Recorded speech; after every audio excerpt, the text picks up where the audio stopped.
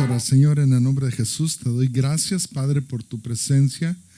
Gracias, Señor, por todo lo que tú has hecho en este año, Señor. Gracias, gracias.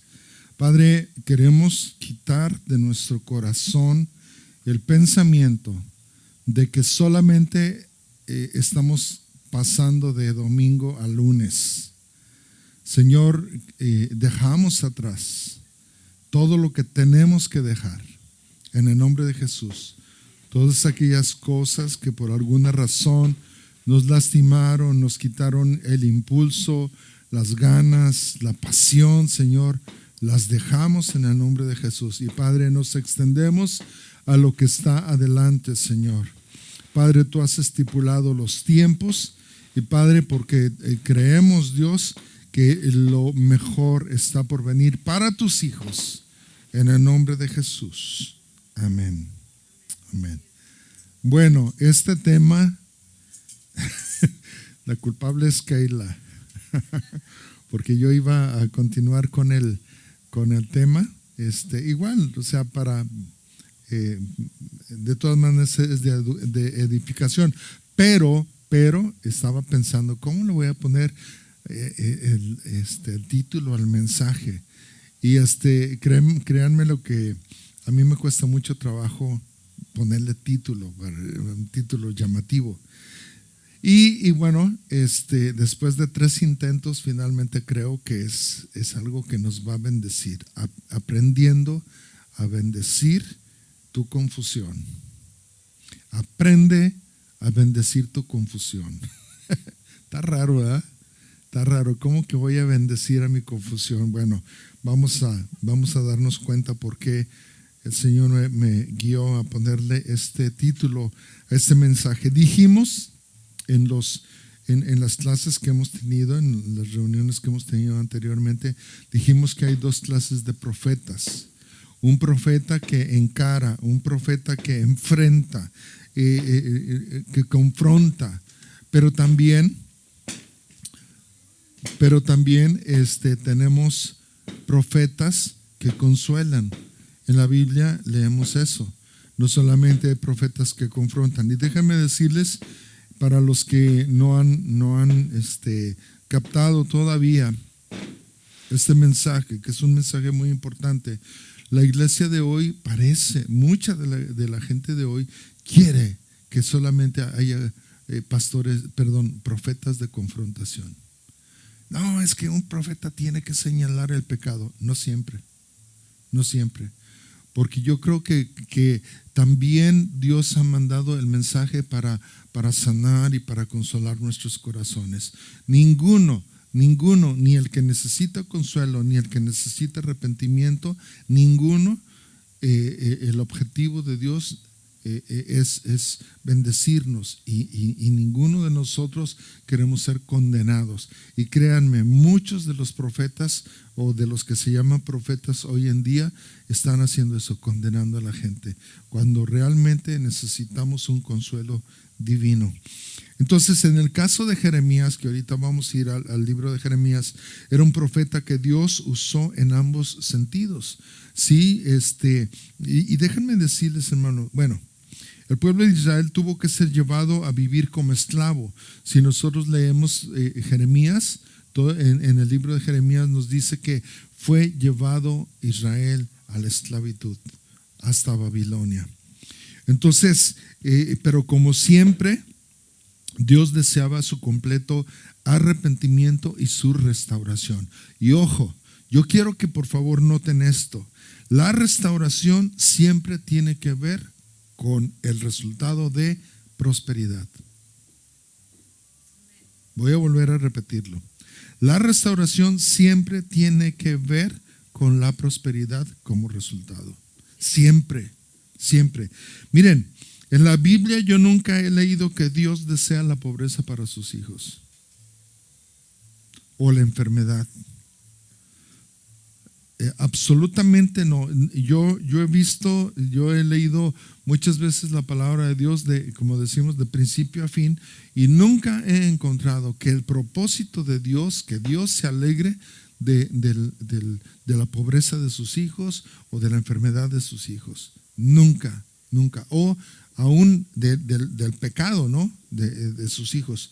En 1 Corintios, antes de entrar al tema, esto es como solamente como una introducción. En 1 Corintios 1:5 dice, porque en todas las cosas fuisteis enriquecidos. Yo sé que no se ve ahí. ¿Sí? Dice, porque en todas las cosas fuisteis enriquecidos en Él, en toda palabra y en toda ciencia. Enriquecidos. ¿En quién? En Dios, en Cristo. Ahora, en 2 Corintios 8:9 dice, porque ya conocéis la gracia de nuestro Señor Jesucristo, que por amor a vosotros se hizo pobre, siendo rico, para que vosotros con su pobreza fueseis ¿qué? Enriquecidos. Entonces, la mentalidad de muchas personas al rechazar la riqueza es una mentalidad que no viene de parte del Señor, sino de la mayoría de personas que piensan así tienen un pensamiento religioso. ¿Para qué trabajamos? ¿Para ser pobres? ¿O para subsistir nada más? Yo no conozco sobre la tierra una persona que esté contenta en la pobreza. Y el que dice que está contento es un mentiroso. Ahora, podemos sospechar, como dicen muchas personas, que esto solamente se refiere a ser prosperados en las cosas espirituales. Pero en 2 Corintios capítulo 8 y capítulo 9, fíjense, son 2 capítulos que Pablo le dedica al tema de ofrendas.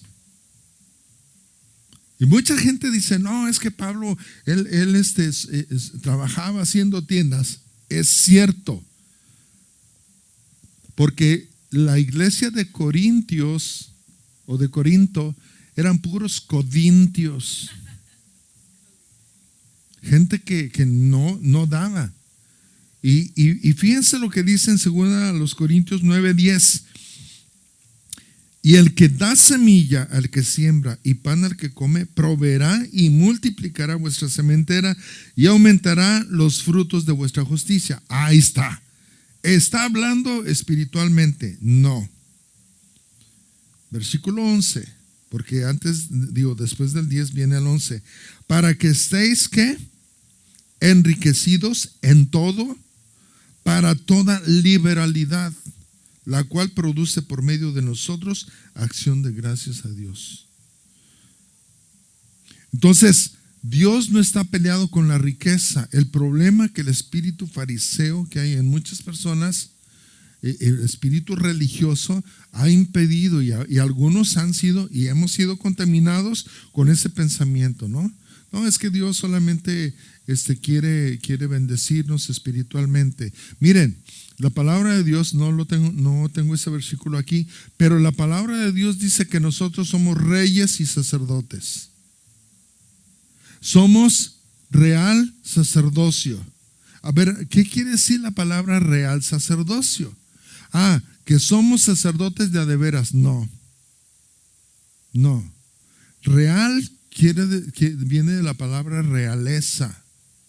Hello. Somos una realeza de sacerdotes. Entonces, nosotros hemos aprendido a ser sacerdotes, pero no hemos aprendido a ser reyes. Ahora, imagínate un rey sin dinero. ¿No? Es bien curioso, fíjense la diferencia entre David y Salomón. David tuvo posesiones, muchas posesiones, pero su hijo Salomón tuvo más. ¿Cierto?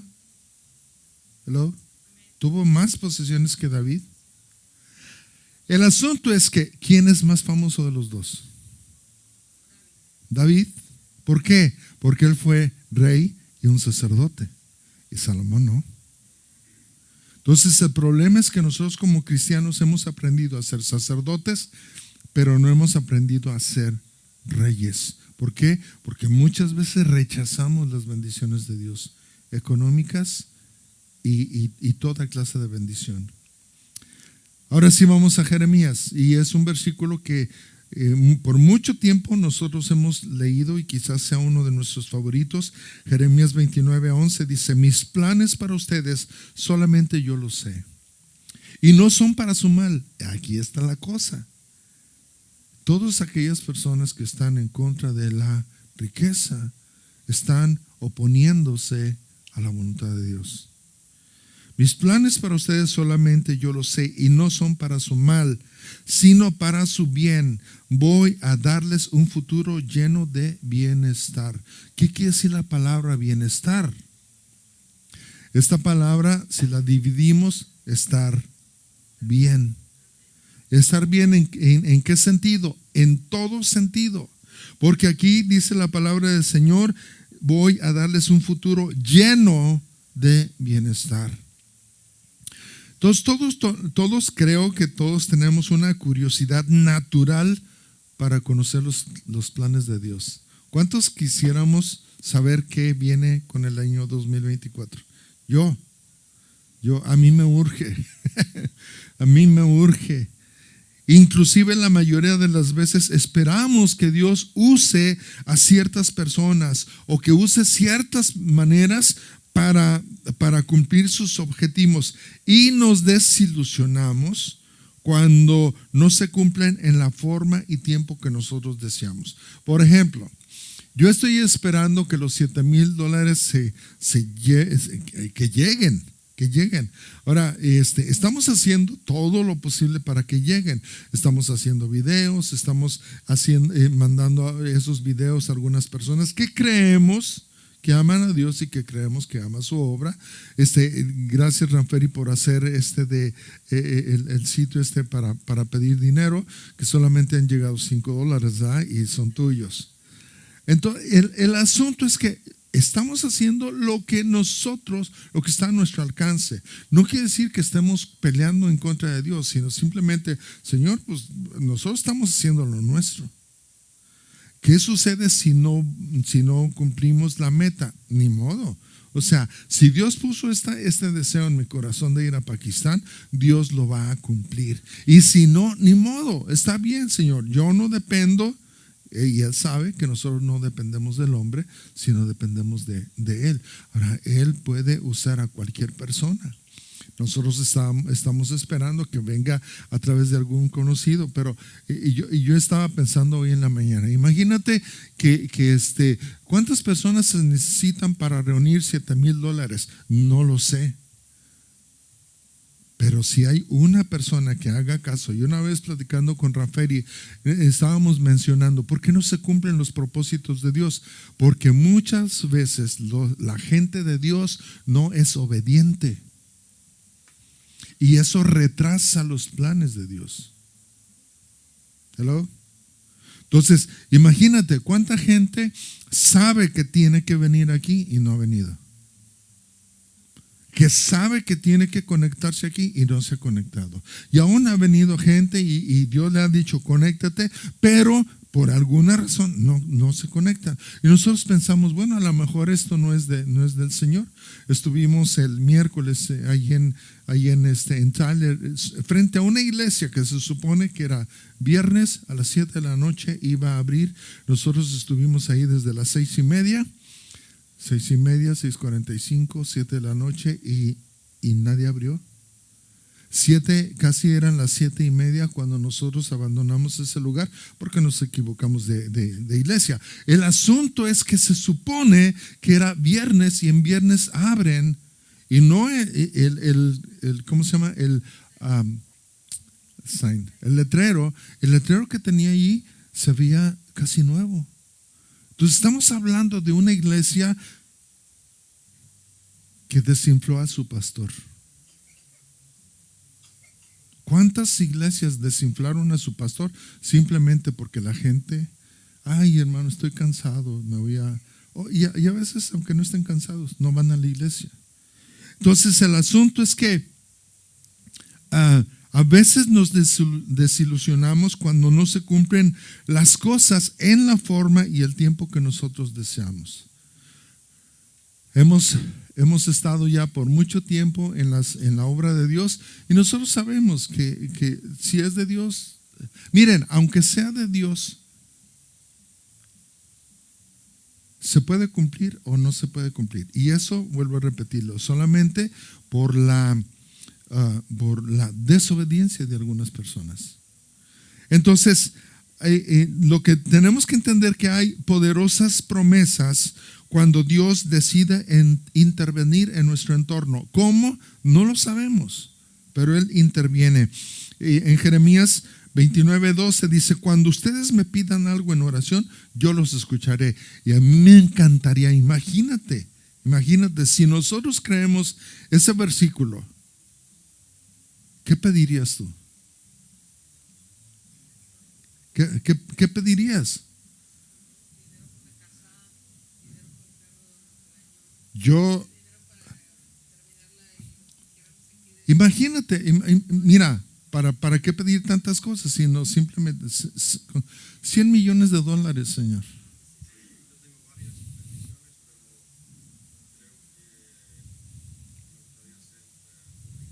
Ajá.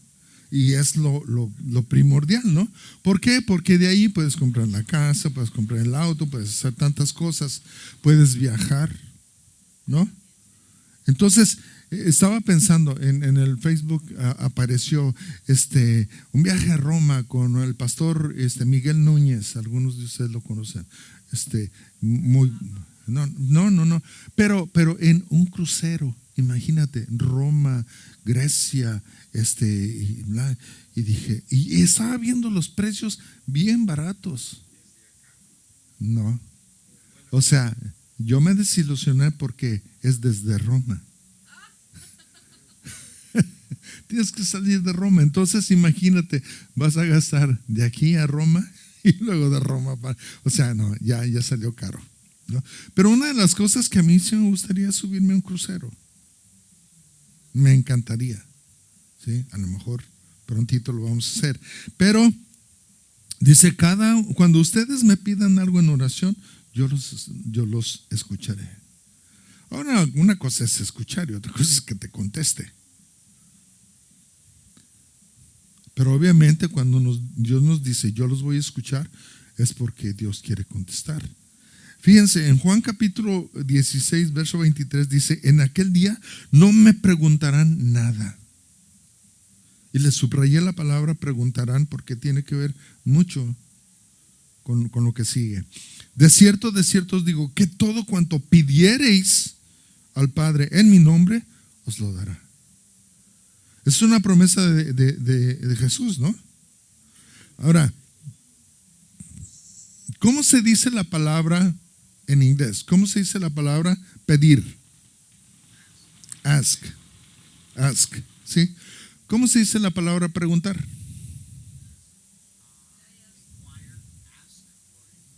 Ask. Yo quiero que noten la palabra, esa palabra. En aquel día no me ask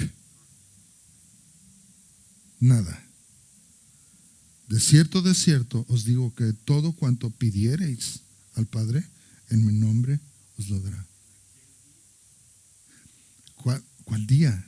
¿Cuál día? Obviamente Él no había resucitado.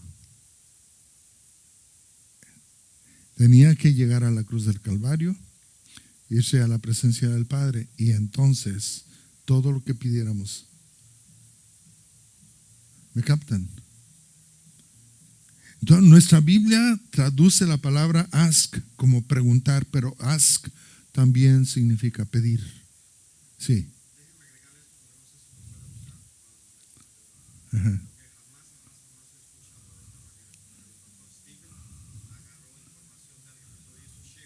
Ajá. Uh-huh.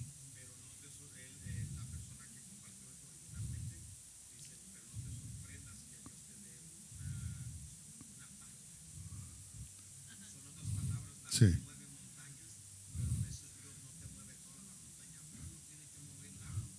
Ajá. Sí, sí, es cierto. Nosotros estamos haciendo lo nuestro, ¿sí? Y dejamos hacer lo que es de Dios. Yo no me voy a meter en el asunto de Dios. Yo le he dicho a Dios en estos días: Señor, yo tengo fe que Él va a hacer lo que Él quiere hacer a través de quizás solamente una persona. No más uno. Fíjate, necesitamos a muchos para reunir $7,000. No, con solamente un obediente. Obviamente que ese obediente tenga el dinero, ¿no? Pero miren, yo cambié. No es antibíblico lo que les voy a compartir. Pasa el siguiente versículo. Es el mismo versículo, pero dice: en aquel día no me pediréis nada. De cierto os digo que todo cuanto pidiereis con ruego al Padre, en mi nombre os lo dará. Ese es el asunto. Que nosotros pensamos que no, pues a lo mejor no es la voluntad de Dios. ¿Te dijo Dios que no? ¿Nos dijo Dios que no? No, Señor, yo voy a seguirle. Dice la palabra del Señor que todo cuanto yo haga será prosperado. ¿No es cierto? Todo cuanto yo haga será prosperado. Entonces, versículo regresando a Jeremías capítulo 29, verso 13, dice: cuando ustedes me busquen, me encontrarán siempre y cuando me busquen de todo corazón. Estaré con ustedes y pondré fin a su condición de esclavos. Ahora, recuerden, estar como esclavo no es nada cómodo. Vuelvo a repetir esto. Estar como esclavo no es nada cómodo. ¿Por qué? Porque miren, ¿a cuántos les choca? Y pueden levantar la mano. ¿A cuántos les choca? Vas a la cocina, antes de ir a la cocina, te acabas de levantar y te dice alguien: tráeme esto. No ibas a eso, pero ya te mandaron a un mandado. ¿Verdad que sí? Y bueno, como vas para allá, ok. Y luego llegas y luego te dice: ay, tráeme también esto. Ok. No pensaba regresar otra vez. El asunto es que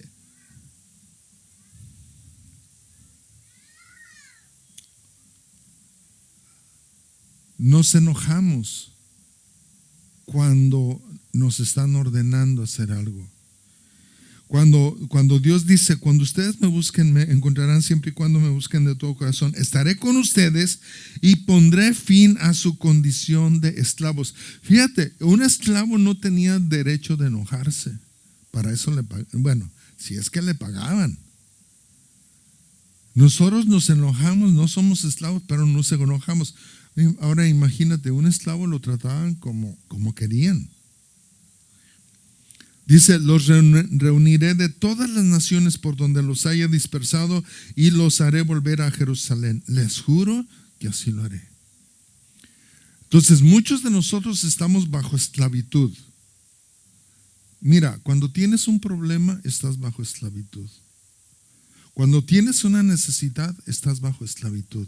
Por eso a mí me encanta la palabra salvación, porque cuando Dios viene y me salva, cuando estás con enfermedad, necesitamos salvación. ¿De qué? De la enfermedad, o de la necesidad, o de esto, o del otro, de aquello.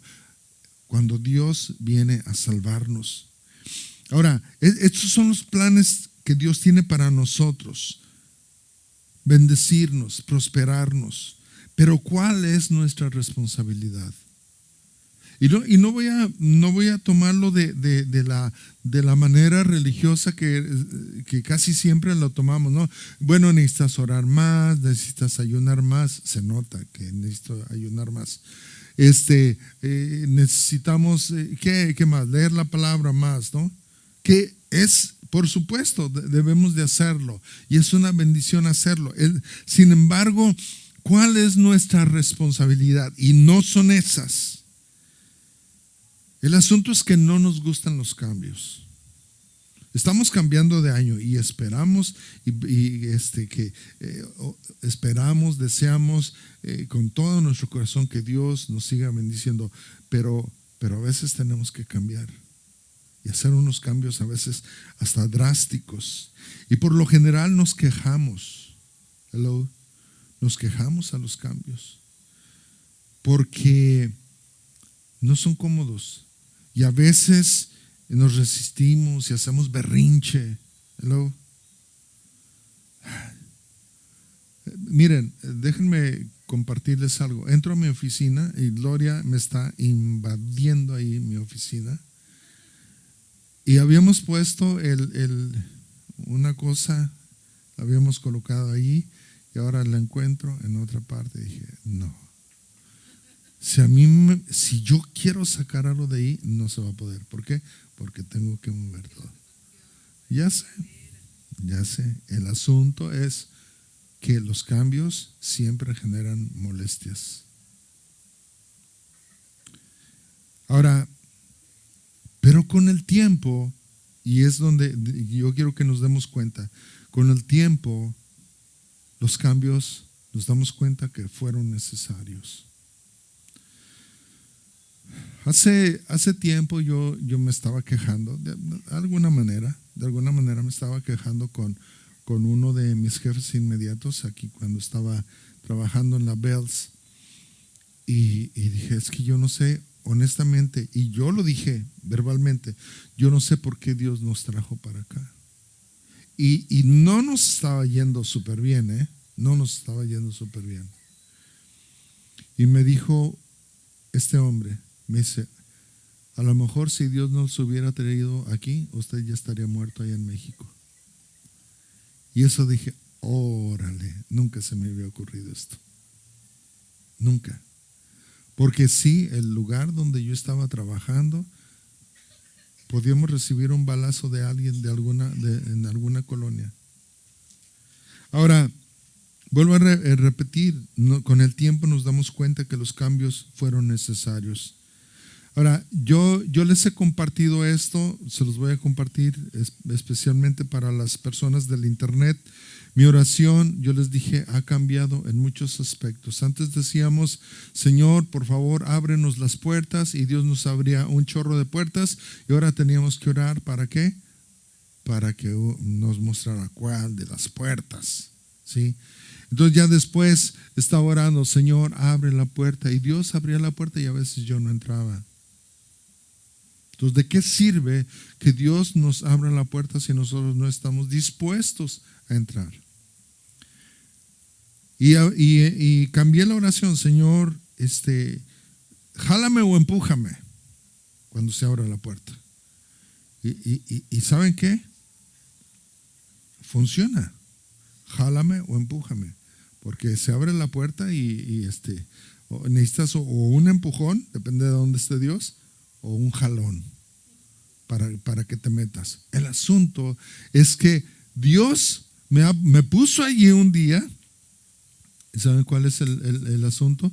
Que no estaba contento. Y he cambiado mi oración a, Señor, jálame o empújame y hazme estar contento. ¿Por qué? Porque la queja es pesada. Cuando nosotros nos resistimos, hacemos berrinches, es muy, muy pesado. Estaba viendo un video y una señora, tendría como unos 70 años, una señora intelectual, y le estaban preguntando, dice, oye, pero es que mi marido me deja calcetines ahí tirados y yo me enojo y yo le estoy diciendo, levántalos. Y dice la señora, levántalos tú. Dice, ¿cómo es posible que por un par de calcetines te enojes todo el día? No vale la pena.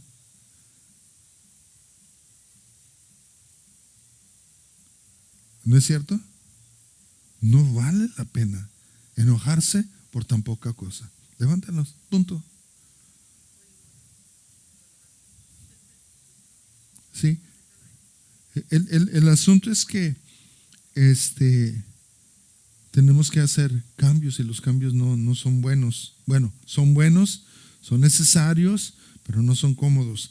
Versículo 4 dice, Jeremías 29:4. Esa es nuestra responsabilidad. Dice, yo, el Dios de Israel, a todos los que llevé a Babilonia. Chequen esa palabra. Ya que están allí, construyan casas y vivan en ellas. Cultiven sus granjas y coman los frutos que allí se dan. Cásense y tengan hijos. No dejen que su población disminuya. Asegúrense de que sus hijos e hijas también se casen y tengan hijos. Imagínate a un esclavo, Dios le está diciendo eso. No te preocupes, establécete y que tus hijos tengan hijos también. Quiere decir que la cautividad iba para largo.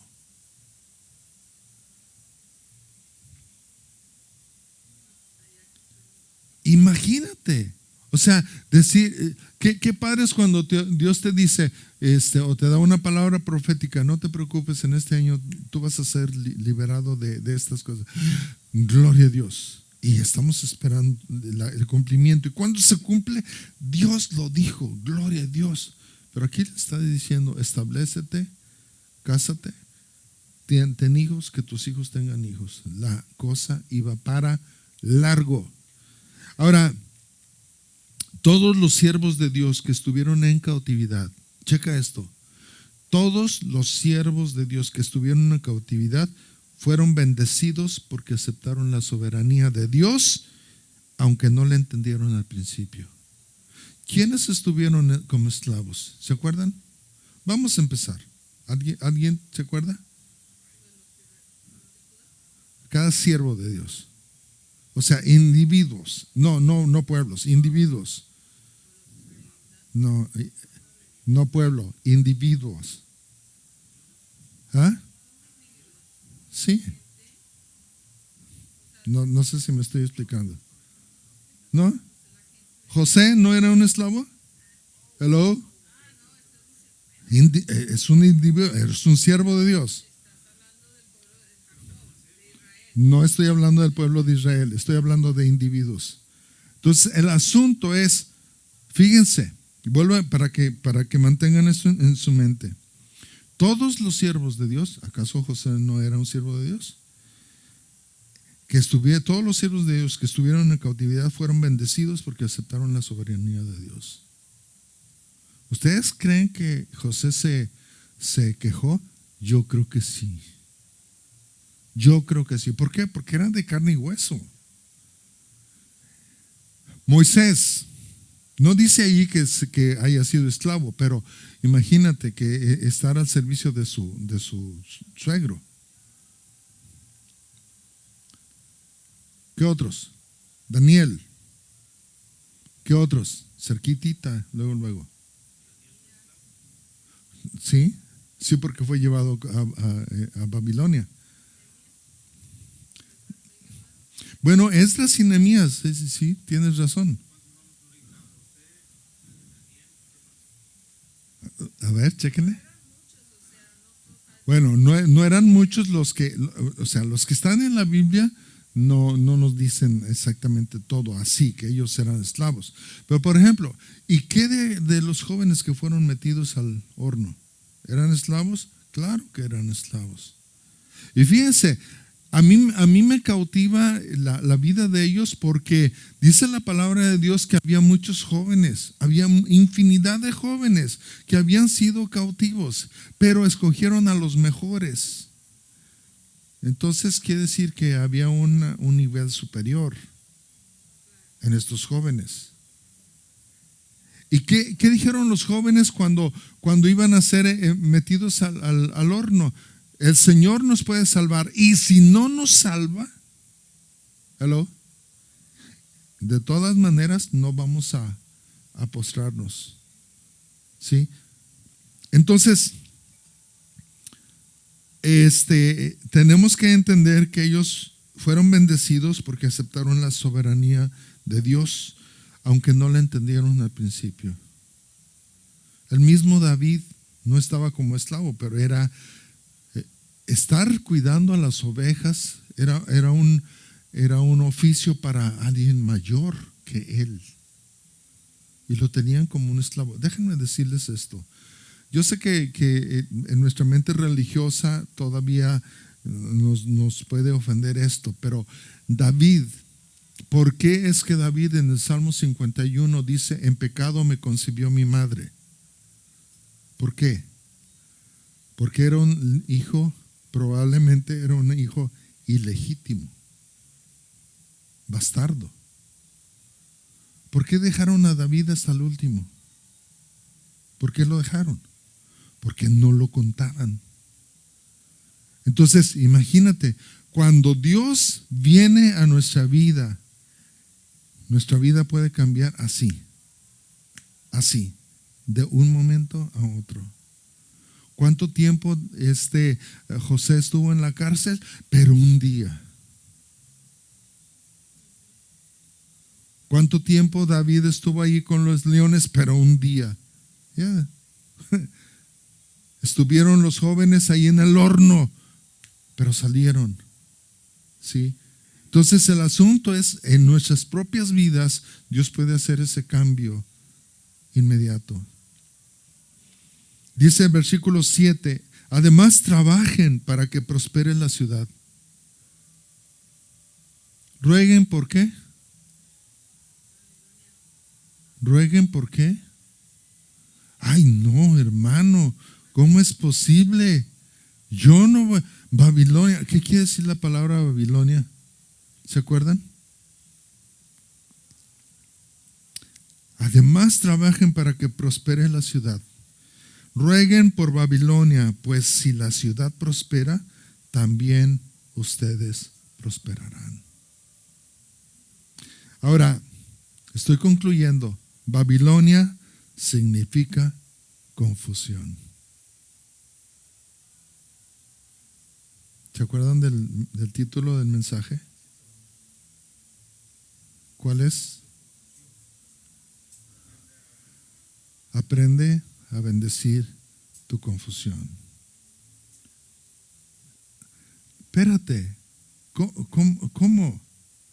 Esta es una promesa de Dios. Puede ser que este año hayas terminado arrastrando algunas situaciones incómodas y confusas, pero no tiene que ser así el próximo año.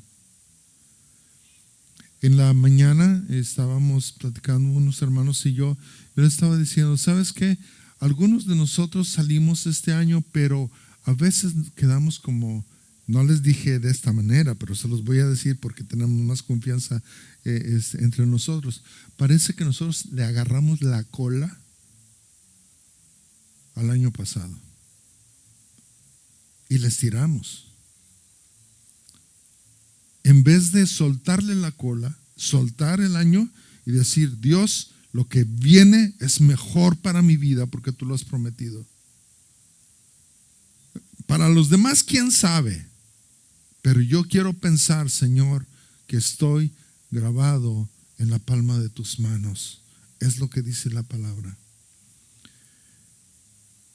Para una mente religiosa, pedir por Babilonia es algo loco.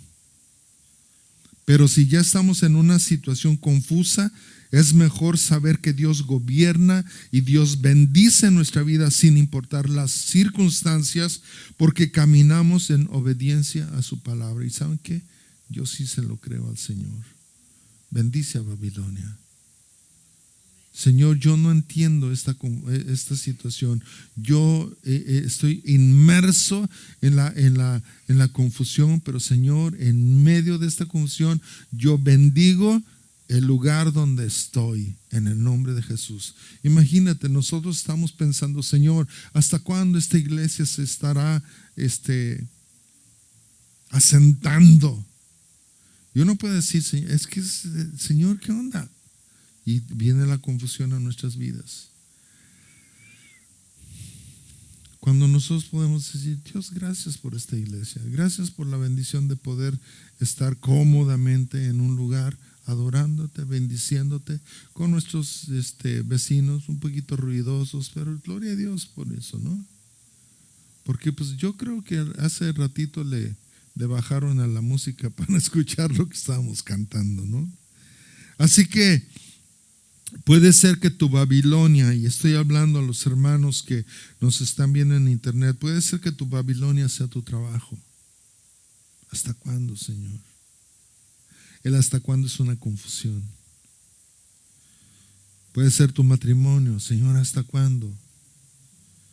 Puede ser una enfermedad, puede ser una situación migratoria. Hoy estábamos, es increíble cómo hay gente indocumentada. Más y más y más y más.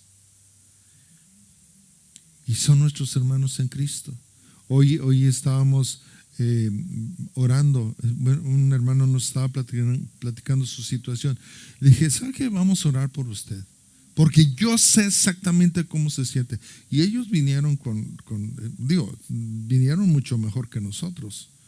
En el sentido de que ellos tenían trabajo, una visa de trabajo, etcétera, y se establecieron aquí. Entonces, Dios puede hacer muchas cosas con nuestros hermanos en Cristo. Puede ser un cambio de casa, un cambio de iglesia, un cambio de ciudad, un cambio de país. Puede ser esa nuestra Babilonia. Y sin importar cuál sea el motivo de nuestra confusión, tenemos que adorar a Dios. Darle gracias a Dios por permitirnos pasar por allí, confiando que eso es parte del proceso. Imagínate, nunca nos imaginamos que Dios nos traería hasta aquí, hasta donde estamos el día de hoy. Pero fue parte del proceso, y el proceso dolió, nos trajo lágrimas. Yo me acuerdo hace muchos años, cuando teníamos ya 3 años aquí, y sí empezó a trabajar con el doctor Pitts, ¿te acuerdas? No sé cuánto tiempo ya teníamos aquí, pero ese día era Navidad, yo me acuerdo muy bien, era el 24 de diciembre y yo estaba deprimido. ¿Por qué? Porque no tenía dinero, estábamos dependiendo de una persona totalmente irresponsable en muchos sentidos. No teníamos dinero, no había que celebrar Navidad para mí. Y como si fuera una mala broma de parte de Dios, Easy llega y me da un cheque de $50. Y yo empecé a llorar y yo dije, Dios, es que ella no tenía que darme dinero. Yo debía de dar el dinero. Yo debía de ser más responsable con mi familia. Y eso me marcó. Pasaron muchos, después de muchos años, entendí que era parte del proceso. Pero es difícil estar ahí. Es difícil como padre de familia saber que no estás cumpliendo las expectativas de tus hijos. Y cuando estuve platicando con este hombre, dije, yo sé lo que se siente. Imagínate ser perseguido por la migración. Eso está grueso, ¿no? Y oramos, y vamos a orar por nuestros hermanos que están aquí en Estados Unidos o en cualquier parte del mundo que están bajo una presión migratoria, que Dios les ayude a arreglar su situación. Entonces, sin importar cuál es el motivo de nuestra confusión, necesitamos adorar a Dios. Porque la adoración fue lo único. Adorar a Dios fue lo único que nos mantuvo aquí en este país.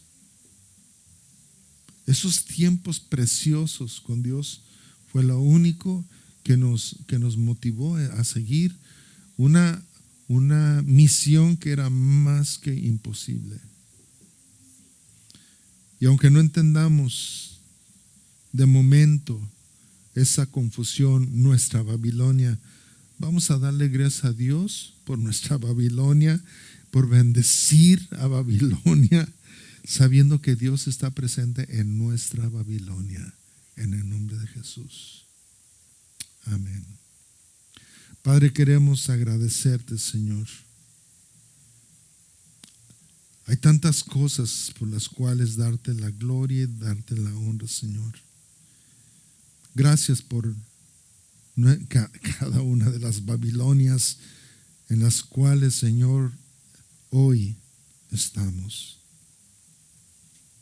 Con todo nuestro corazón y entendiendo, Señor, que tú tienes nuestra vida en tus manos. Tú conoces el final de nuestras vidas, Señor. Señor, queremos confiar y seguir confiando en ti. Porque tú puedes cambiar todo esto, Señor.